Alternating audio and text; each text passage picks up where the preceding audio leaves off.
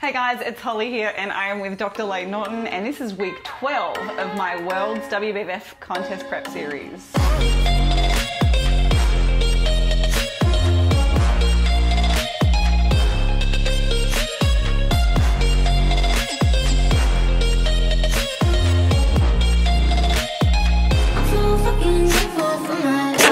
This week, I'm gonna make a little mention of my friends at Monster. Don't do that. God, we got slammed last week with, we're part of the big sugar conspiracy. Even though all the monsters we drink don't have any sugar, although except for the, well, I guess we're going to talk about that, aren't we? Yeah, we are going to talk about sugar. No, but really, big shout out to Monster. They are fueling Team Layne. They have some really good low calorie. We don't get paid to say that. Products. Yeah. It's always a conspiracy. We just like caffeine. So, yeah, we are up to week 12. That means that I am By the way, you realize that every single comment in the comment section is going to be about diet drinks and people battling about artificial sweeteners. I'm just letting you know. I feel like we just need to redirect them back to Instagram, to all the posts that we put up about artificial sweeteners. Anyway, I don't even want to address that because it's not relevant. But we're 7 weeks out from the Worlds, which are located in the Bahamas. I'm starting to get a little bit excited because it's kind of like the home stretch and I'm also feeling it finally after 12 weeks. At 7 weeks out, usually I'm flipping the fuck out, personally. Really? But, yeah, because I always feel like I'm not going to be ready. That's I think it's always like a secondary thought. Like it's not something that you don't think about. Yeah. I think you're always going to question yourself. But I've seen kind of where my competitors are at. I think we're kind of all in the same space. Ooh! I've been checking the girls out. I know what they're looking like. Hey, but it doesn't really matter because it's 7 weeks out. What matters is what we look like on the day. So, yeah, something to consider. But go on and dust your shoulders off. Yeah, this week was hectic. Actually, we had a lot going on. I had my first emotional breakdown in the gym. I think I was so busy on Friday. You remember the day, don't you? No. Friday. I think when we went to Crunch. The weekend out of my I was mind. crying. We went to Crunch. Oh yeah, you were really low energy. You had underate, except you hadn't, and you just didn't realize it. Well, regardless of what I did or didn't eat, I still felt crap. So yeah, Friday, and it's probably the topic that I would really like to talk about specifically for this week's video, and that is proper planning and making sure that your meal frequency, meal timing is on point, especially when your macronutrients are starting to get really low. So Friday, I was really flat out in the office. Well, I think one thing to mention as well is that, did you do a spin class that morning? Or it was Saturday, wasn't it? No. You do better when you train in the morning. Yeah, you have more energy. For sure. Like you're when you get to the end of the day, I mean, even in the off season, you don't do well at the end of the day. No. And you had undereaten to that point. Well, we thought you had undereaten, and you had actually. Undereaten. So we'll go ahead and we'll save that for next subject. But you thought you'd undereaten. And you were really hungry, you were really tired. I think I had 2 meals for the day. So I had my breakfast at 10 in the morning, which is pretty standard. And then I managed to get one liquid meal in at the office, which is just one of those RTD Premier Protein drinks at 2 o'clock. And there was so much happening at work. I was doing stuff that I didn't really feel how low in energy I was. And then we got to the gym. We got to the gym at 6:30. It was at 6:30, really late for us. And I thought that I'd had 30 grams of carbs. I'd had only had 10 grams of protein, 10 grams of fat and 40 grams or 50 grams of protein or something stupid. So yeah, I tried to give you a little kick in the butt. Yeah, it really made a massive difference actually. Really? Yeah, Layne and I trained together that day, although we weren't doing the same workout, but he kind of came over and just supported me through a few sets, which was nice because I was holding back tears at that point. I think exercise 1, I was no. It's tough. People who haven't gone through contest prep, they or been that lean. I've been to the extreme levels of leanness. I know what that feels like. Where I mean, I've done cardio sessions where for 40 minutes, every step was absolutely agonizing. Yeah, it's like you look down and 1 minute's passed and it's like, oh my God, really? It feels like 2 hours. I've had that where, like, I just, like, standing up makes me feel like I want to cry when you're that lean. So I get it. Now, it's not always like that. And I think one of the things that is helpful, I've been listening to a lot of David Goggins recently. Yeah, he's a badass. And so he talks about embracing the suck and also the cookie jar. He calls it the cookie jar. When you're in that mental place of where you just feel so shit. Yeah. Remember that doesn't last forever. Fatigued. It doesn't last forever. No, it really doesn't. And even in contest prep, even though you're low calorie every day, you have days where you feel good. Yeah. Now, as you get leaner and leaner, you're going to have more days that feel bad, but you're not going to feel like that forever, right?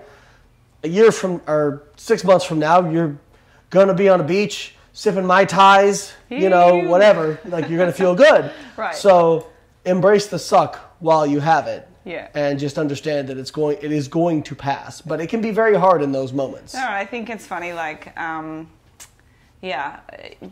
into the gym, like, when you're feeling like that is just so challenging, and you can see, like, for the average person, like, you just wouldn't do it. Yeah, so that was tough, but the beauty of me not having eaten very much that particular day meant that after training, I think it was the only thing that got me through. I was like, halfway through the workout, I'm like, what are we eating for tea?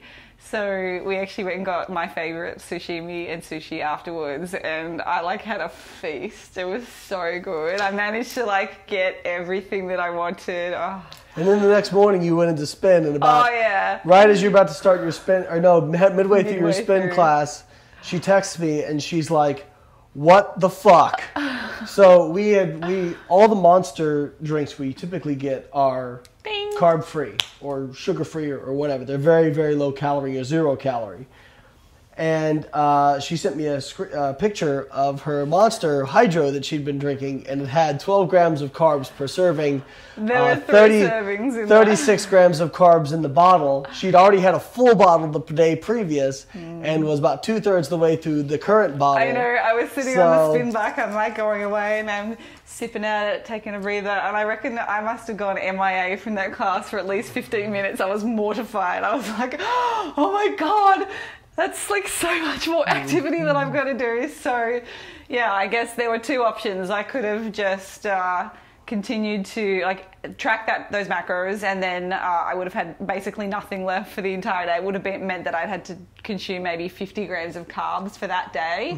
And then I'd also had one the day before. So, again, like 70 or 80 grams the next day as well. I was like, you know what I'm going to have to do?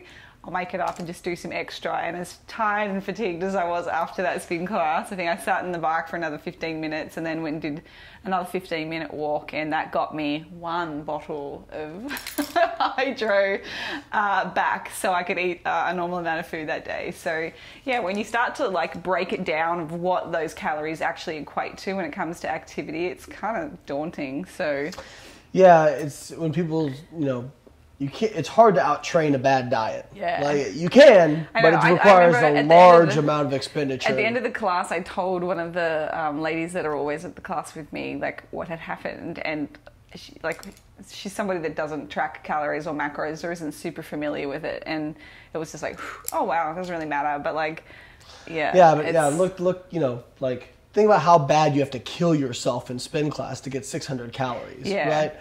And how easily you can eat 600 calories like that. You could, like, inhale it in a second. Easily. So, better not to have that happen in the first place, but at least it was that, and it wasn't something even worse, right? Yeah, exactly. I mean, and then we had a little bit of a rough day on Sunday. First I had a rough day, and then you had a rough day. I had my second boating incident, and as many times out in the water. Yeah, I've retired from Lane's boat. I said when we have a new one, I will rejoin you on your boating adventures. My boat isn't that bad. Anyway, this is the boat I bought. It was my first boat, and we've been having some maintenance problems with it. It's time for an upgrade. And the mega yacht. We'll do that once. No. I love how you're just like, nope. So anyway, how about that data? Lane just said something really funny. Anyway, let's go and check out my data since we Sounds haven't really great. talked about Let's do that. any of that this week. And we'll talk to you about how we're going to set up for the next week. This week. Does anyone have any cyanide pills that you would mind me borrowing? So, here is this week. You can see I had my little high day on Sunday last week, which was really delicious. I really enjoyed all those delicious foods in my state of zombie. Didn't weigh in on Monday for that reason, and then thankfully I got myself back in track and nailed my targets for the entire week. So weight trends down every single day, which is really good. It's nice to see. So 65, 65, 65. Cracked the 64s on Sunday. Compliance to calories was 95%, and compliance to protein was a little down, which is due to Monday and Sunday, and slightly over on carbs and fats. So overall, it was not a bad week. Cardio wise, a lot of you guys have been asking about that. 90 minutes of spin or 2 spin classes, 40 minutes on the stairs. I do 2 lots of 20, and 60 minutes of just planned walking. And then my 5 weight sessions. So yeah, it was a good week. Those calories look awful, don't they? Could you imagine eating that? Well, I'm also not 65 kilos. I know, but can you imagine eating 1,300 calories every day? No. I did 19, just under 2,000 for a few weeks in 2010. That was not fun. No, I can kind of guess how you might have felt. Mm. So moving into this week, we haven't really even talked about this week. It potentially could have been a diet break. This is now my 5th week entering diet land, but I'm very behind. So I was meant to be here. For some reason it's now missing. I was meant to be 63.2 here last week, and I was only at 64. So I'm still not even caught up to last week's targets. Yeah, I feel like I probably should take the next 4 days or 5 days low, and then maybe take a couple of high days on the weekend just for the psychological. So how many weeks out are we? We are 7 weeks out. Peak week will begin on the 5th of August. 1, 2, 3, 4, 5, 6, 7. I think I was actually going to suggest a high day this week. Yeah. I think maybe 2 high days or higher days. Yeah, I mean, the only caveat to that is I was hoping to get you a full diet break next week, but it seems like we may need to do 2 more diet weeks to get there. I've got 4 kilos to lose, divided by how many weeks did we say? 7. Yeah. So it's about half a kilo a week, 600 grams a week. Yeah, but if you're not, you don't want to really count peak week either. No. So probably more like... so like 800 grams a week. Somewhere around that. So I think... No, it's not going to be 800 grams. Put it in again. Okay. It's... So... 6 weeks? Yeah, so about 2/3 of a kilo per week. That's doable, but it also, well, actually, if you want to take a diet break, it means it's over 5 weeks. I don't think I need, well, I've got a planned diet break still here. Yeah, so you want to try and... I want to aim for that diet break. I might say we move it up to week 12. We're just going to have to continue playing it by ear. I mean, if maybe you get on a big roll this week and you drop down, and get into that low 63s, and maybe we can take a diet break, and then you can get one more in before the show as well. Yeah. But I think we've just got to have to see how it goes. Yeah. And I know that's very hard for you because you like planning everything out to the nanosecond. But part of this is prep is an organic, living, breathing thing. You can have all your plans and everything, and sometimes you got to adjust on the fly. Mike Tyson used to say, everyone has a plan until they get hit. So you're taking a couple hits. So you have to adjust the plan. But I think that I have no doubt that you're going to get where you want to go. I would just like to make sure that you need as much lean body mass as you can going up against these girls. and especially, and I'm not looking to accuse anyone, but it is an untested division. So the chance that there's girls on steroids is a possibility. So you don't have that advantage. So you've got to get as lean as you can and maintain your lean body mass. Yeah, I'm a natty bra. Natty bra. Here come all the not natty comments. Mark Bell, steroids.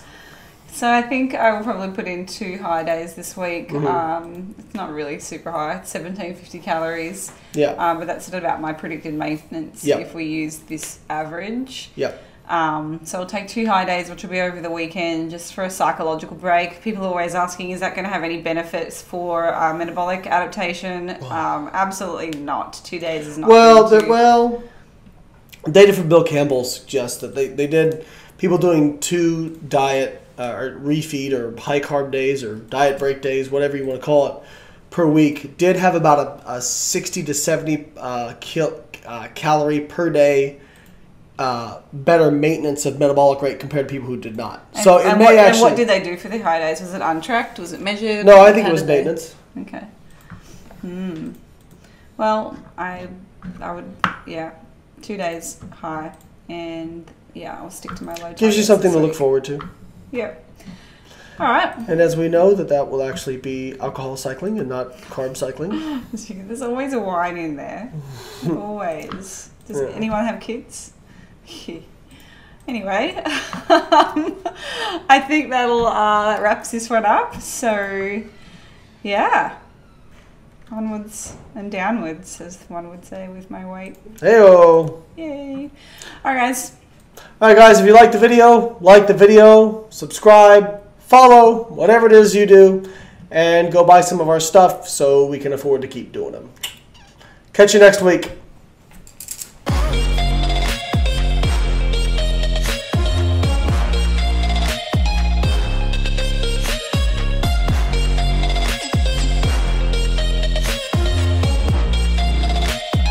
I'm so fucking grateful for my